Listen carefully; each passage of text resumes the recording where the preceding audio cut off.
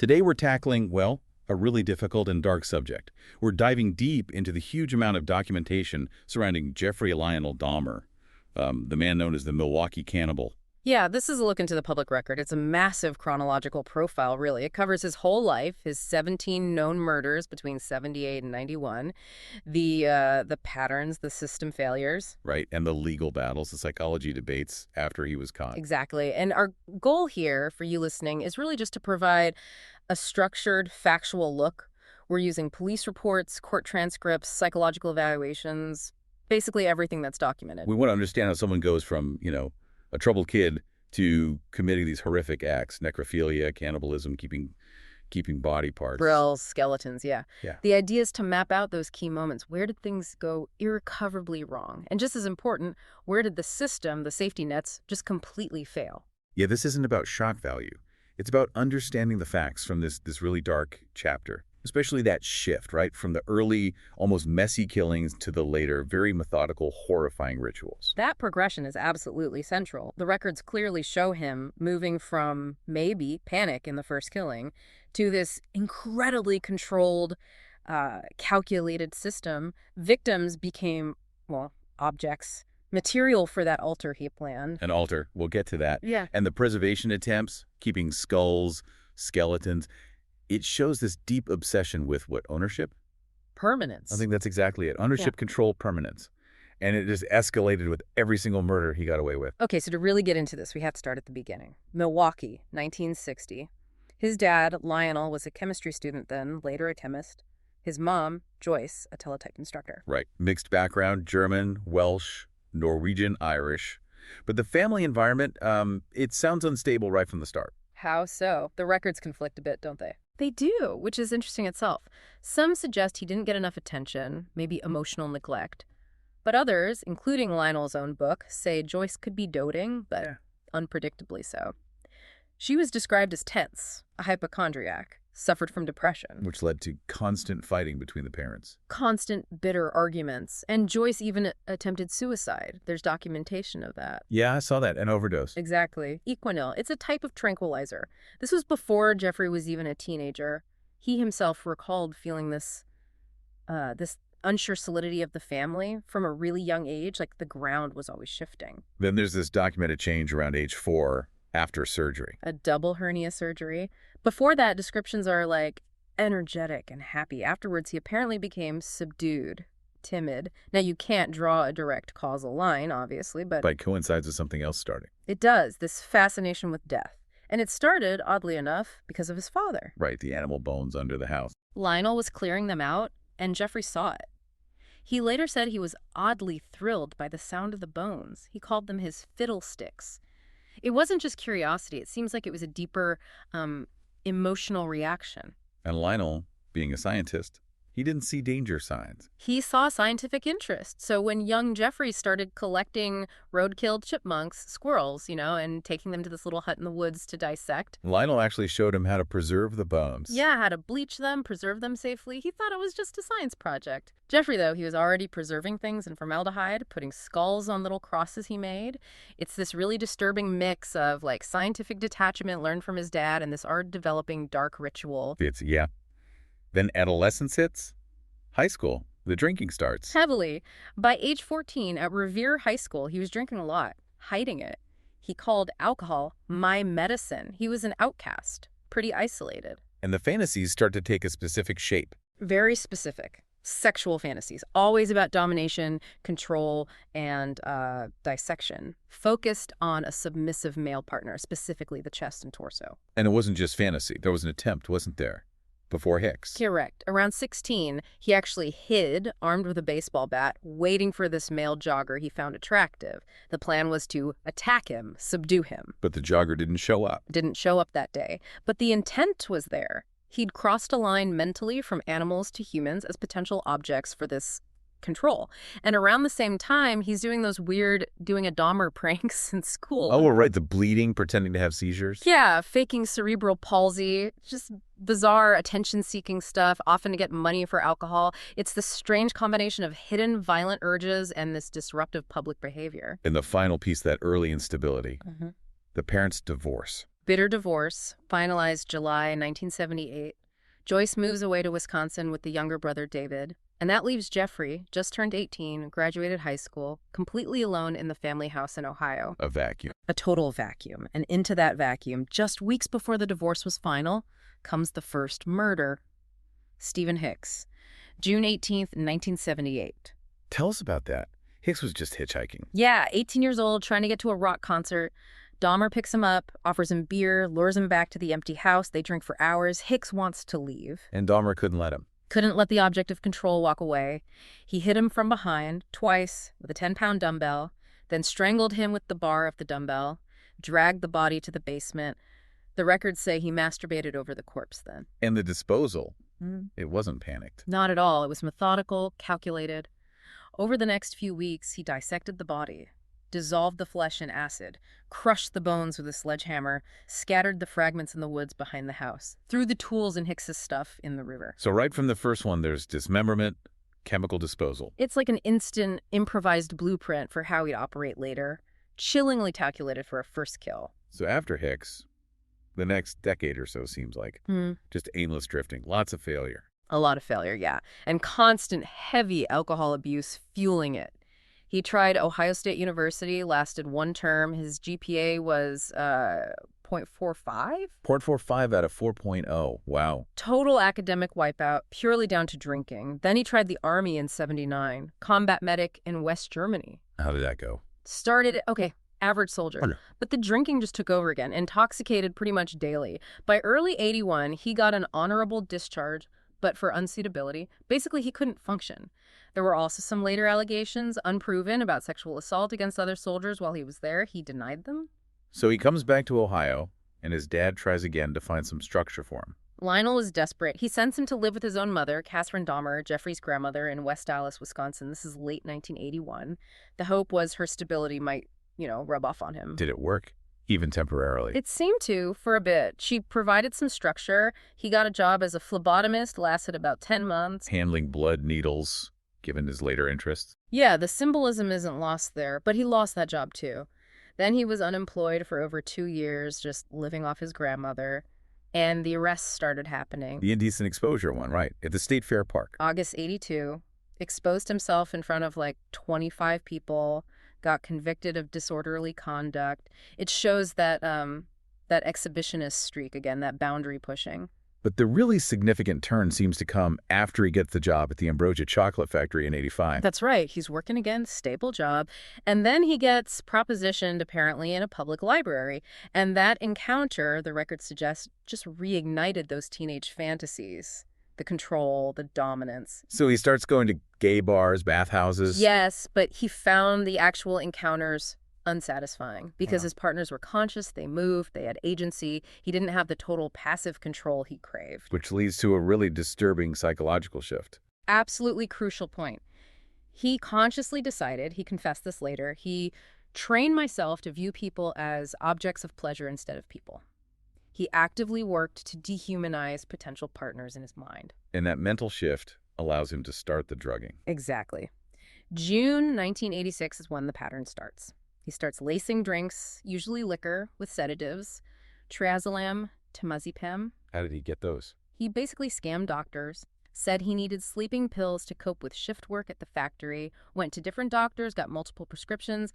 The pills were key because they made the victims unconscious, totally submissive, exactly the state he wanted. He drugged about a dozen men this way. Roughly, yeah. Until he actually got kicked out of a bathhouse for it. He had to start using hotel rooms. And then he considered something even more extreme. The graveyard plan. Yeah, he seriously considered digging up a recently buried corpse to fulfill this need for a completely inanimate, controllable body. He only gave up because, apparently, the ground was too hard to dig in the local cemeteries. It shows how desperate that compulsion was becoming. It's just incredible. Then comes another arrest. September '86.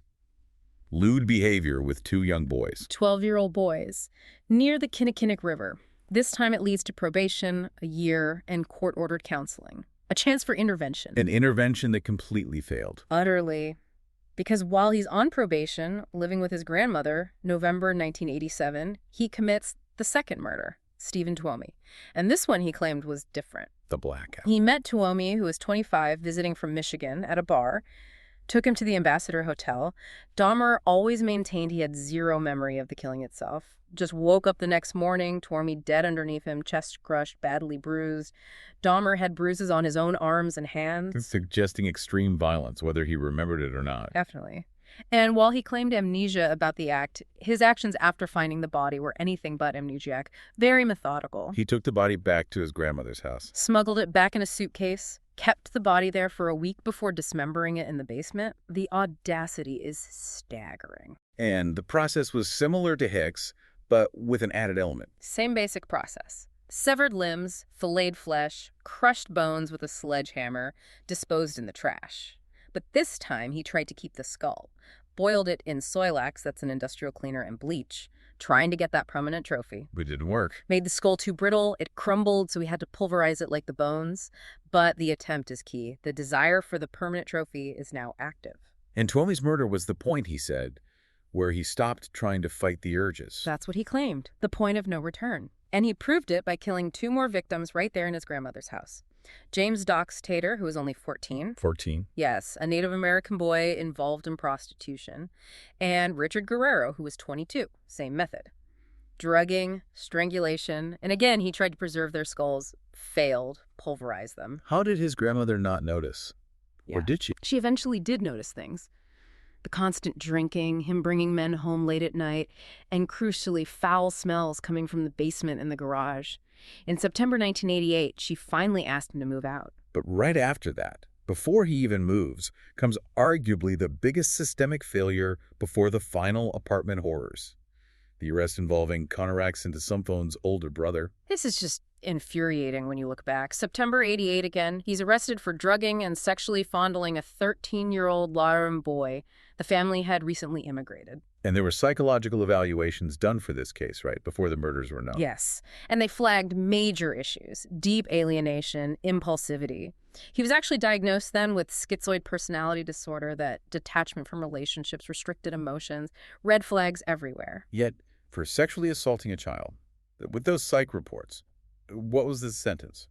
Convicted January 89, second-degree sexual assault, enticing a child.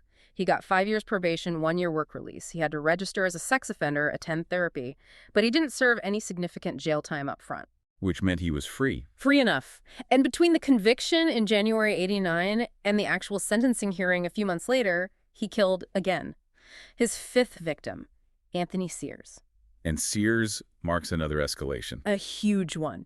This is where the trophy collection becomes permanent. Dahmer described Sears, a 24-year-old model, as exceptionally attractive. After drugging and strangling him, he didn't just try to keep the skull. He successfully preserved Sears's head and genitals in acetone, kept them in a box. Where did he keep them? First, in his locker at the chocolate factory. Then, when he moved out of his grandmother's, he took them with him. This wasn't experimentation anymore. This was successful, permanent retention of body parts. While on probation for child molestation, the system just completely missed him. Okay, so May 1990, he moves into apartment 213 on North 25th Street, the infamous Oxford Apartments. Cheap rent, close to work. And he brings the box with Anthony Sears' preserved head and genitals with him. That apartment immediately becomes his workshop, his killing ground. And the frequency just skyrockets. Immediately. Within a week of moving in, he kills Raymond Smith, victim number 6. The ritual becomes more elaborate here. He photographed Smith nude, dismembered the body, boiled it with Soilax to strip the flesh. Like he tried with Twomey's skull. Exactly, but this time it worked. He successfully preserved Smith's skull, spray-painted it, and kept it. The collection begins in earnest. Did he ever explain why he kept these things? Beyond just control? He did in his confession. He said, it was my way of remembering their appearance, their physical beauty, and if I couldn't keep them there with me whole, I at least could keep their skeletons. It was about preserving the aesthetic, owning the beauty permanently. And this is also when the cannibalism starts. Yeah. Documented cannibalism. Yes. Ernest Miller, September 1990. This killing is a turning point into really deep ritual. He apparently only had 2 sleeping pills left, so Miller woke up. Dahmer had to ensure death quickly, so he slashed Miller's carotid artery. Photographed the body, dismembered it. But this time, he specifically saved parts for consumption: the heart, liver, biceps, pieces of thigh muscle. Wrapped them, put them in the freezer. He later said he ate them. He also kept Miller's skull, painted it, coated it with enamel. and planned to keep the entire skeleton. The details about the eating attempts are grim. Extremely. He talked about making a meat tenderizer because he found the thigh muscle of one victim so tough he could hardly chew it. It shows this bizarre dedication. It's not just killing, it's this whole horrifying process of consumption, preservation, incorporation. Then he tries to take it even further. Not just killing, preserving, or consuming, but creating a permanent living slave. The drilling technique. This was his attempt to create, essentially, a zombie. A completely submissive partner who would obey his every command permanently. How did he try to do that? April 1991, Errol Lindsay. He drilled a hole into Lindsay's skull while he was sedated and injected hydrochloric acid directly into the brain. He hoped it would destroy the personality, the will, but leave the body functional. And it failed. Horribly. Lindsay woke up, disoriented, complaining of a headache, asking what time it was. Dahmer realized it hadn't worked and had to strangle him to finish the job. But he tried it again, knowing it failed. That's what's so chilling about the power of the compulsion. Just a month later, May 1991, Tony Hughes. Hughes was deaf. Dahmer lured him using written notes. He tried the exact same acid injection technique. What happened that time? This time, the acid injection itself was fatal. So it killed Hughes, but it didn't achieve the zombie state Dahmer wanted. And disturbingly, he just left Hughes's body decomposing on his bedroom floor for 3 days before dismembering it. The compulsion to try the experiment seems stronger than his previous methodical neatness. This rapid escalation, the failed experiments, it leads directly into the most infamous system failure. Conorak and the Sanfo, May 27, 1991. Conorak, only 14 years old, and unbelievably, the younger brother of the boy Dahmer had been convicted of molesting back in '88. The system put him on probation for molesting the older brother, and then he murders the younger brother. It's devastating. Dahmer lured Conorak to the apartment, drugged him, drilled a hole, and injected acid into his skull, just like with Lindsay and Hughes. Then he actually left the apartment briefly. And when he came back? Conorak had somehow stumbled outside. He was naked, clearly drugged, disoriented, trying to speak in Lao, his native language. 3 young women, Sandra Smith, Tina Spivey, Nicole Childress, found him and were trying to help him. They called the police. Yes. Officers Belshazzak and Gabrish arrived. Dahmer showed up, too, very calmly, and spun a completely false story. What did he tell them? He said Conorak was 19, his adult lover, they'd had a fight, and Conorak had drunk too much Jack Daniels. Just a domestic spat. And the women who found him, they knew this wasn't right. They argued vehemently. They told the police the boy was obviously a minor, wasn't speaking English, was bleeding from his rectum, seemed terrified. They begged the officers not to leave him with Dahmer. How did the officers react to these witnesses? They dismissed them completely, told them to butt out, shut the hell up. Then they actually went into Dahmer's apartment with him and the boy. What did they see inside?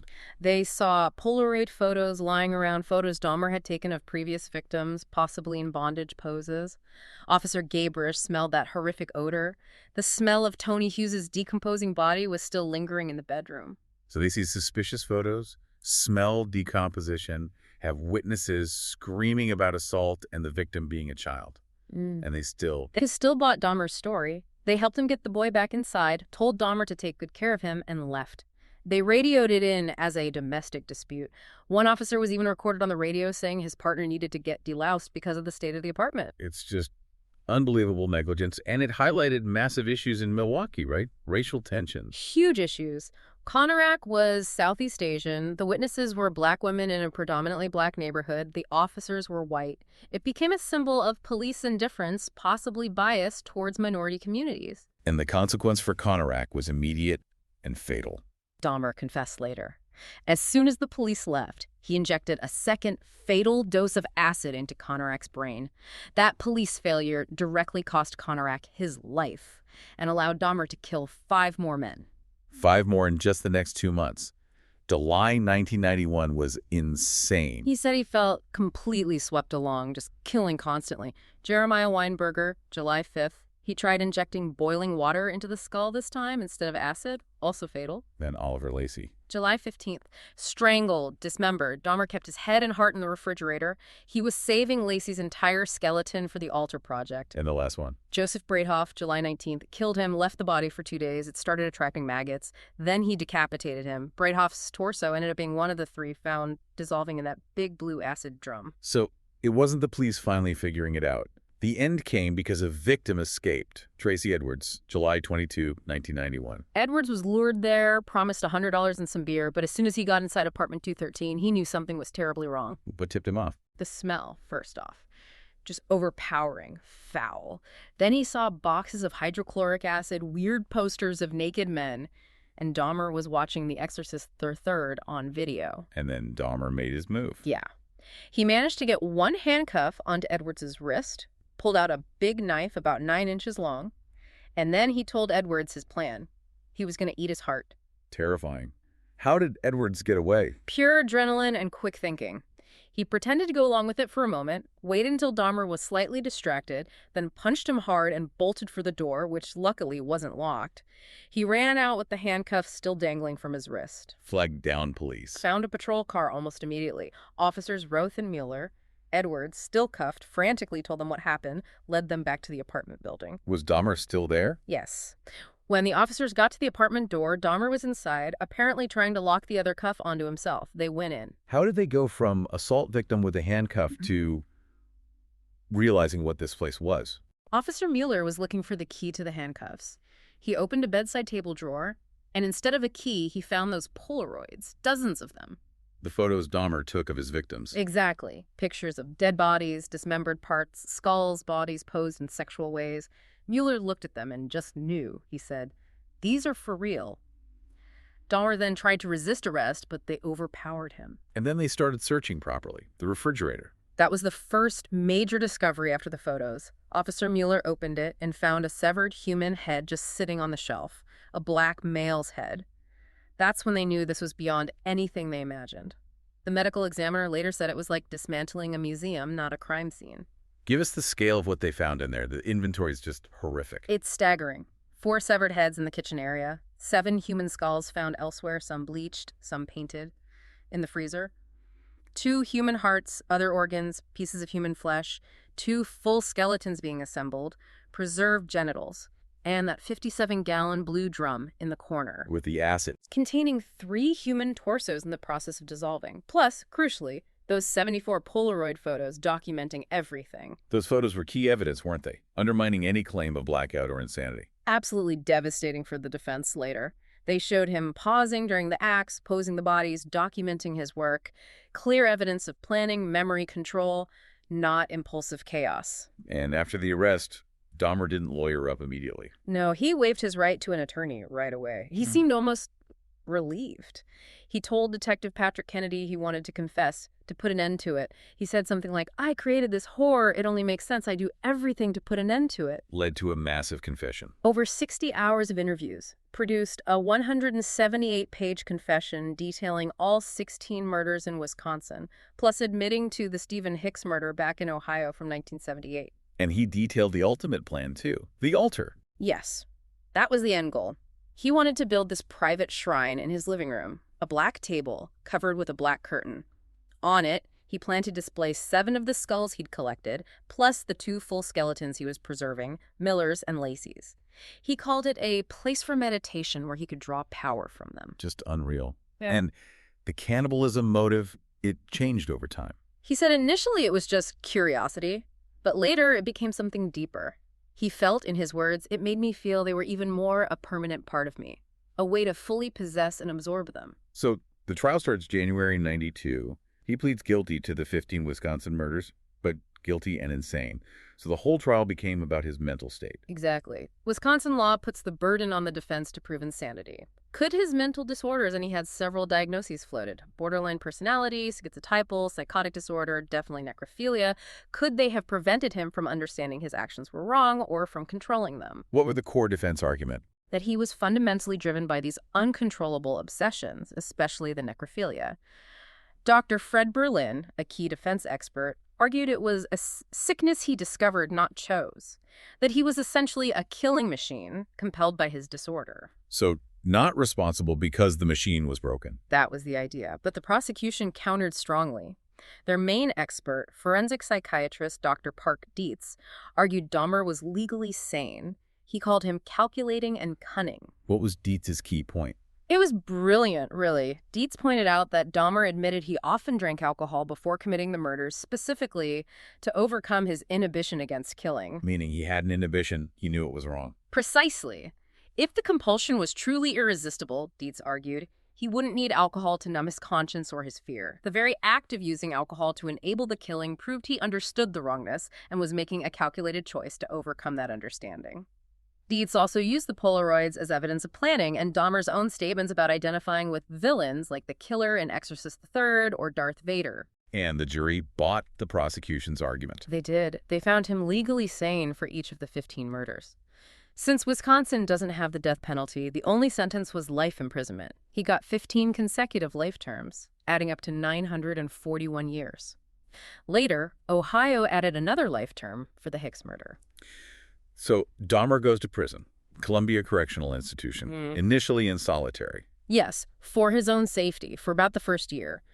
But then he actually requested to be moved into a less secure unit. He ended up on a work detail, cleaning toilets, the gym. And there was a religious conversion during this time. Apparently quite a serious one. He became a born-again Christian, read a lot of creationist literature.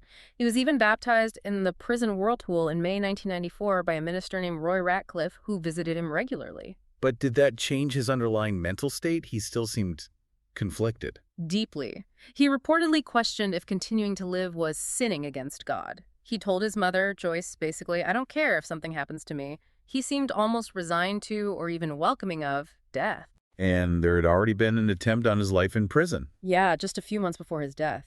July 1994, another inmate tried to cut his throat with a shiv made from a razor and a toothbrush, only caused superficial wounds, though. But the fatal attack came later that year, November 28, 1994.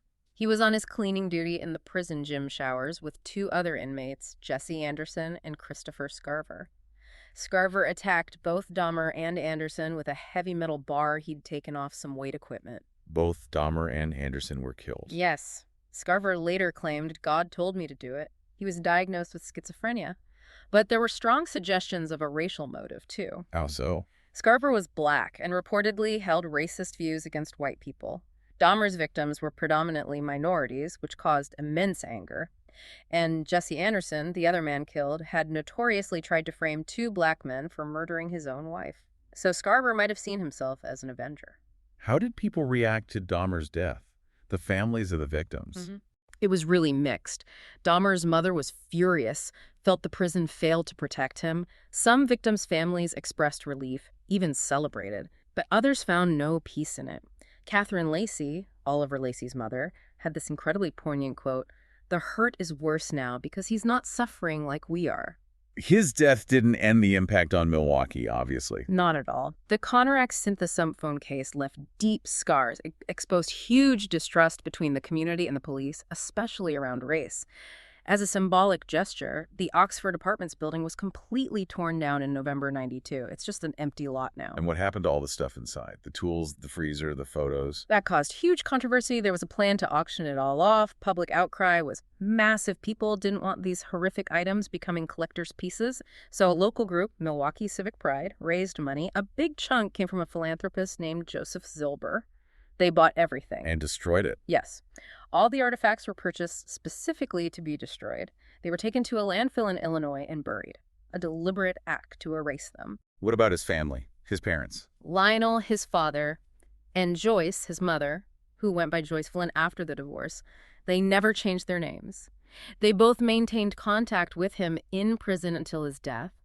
Lionel even wrote that book, A Father's Story, trying to understand what happened. But his brother, David, completely disappeared, changed his name legally, cut off all ties, lives completely anonymously, wants absolutely no connection to the Dahmer name or legacy. Understandable, really. So we've traced this whole horrifying story. The quiet kid becoming this meticulous monster, the rituals, the cannibalism, the absolute failure of the system in the Conorak case. And it really comes back to that central tension revealed in the trial, doesn't it? Was he a killing machine driven by uncontrollable urges, as the defense argued? Or was he the calculating and cunning predator the prosecution described, who knew right from wrong but chose evil? Both sides had compelling evidence based on his own actions and words. Exactly. The necrophilia was undeniable, but so is the planning, the luring, the use of alcohol to overcome inhibition, the preservation attempts, the altar plan. It leaves you thinking about his own words after capture. I created this horror, and it only makes sense I do everything to put an end to it. It sounds like accountability. But then you have the psychiatric diagnoses. So the final thought for you, listening to this deep dive, is maybe wrestling with that line. Where do we draw it between profound mental illness, compulsion, and calculated deliberate cruelty? The Dahmer case forces us to confront that ambiguity head-on.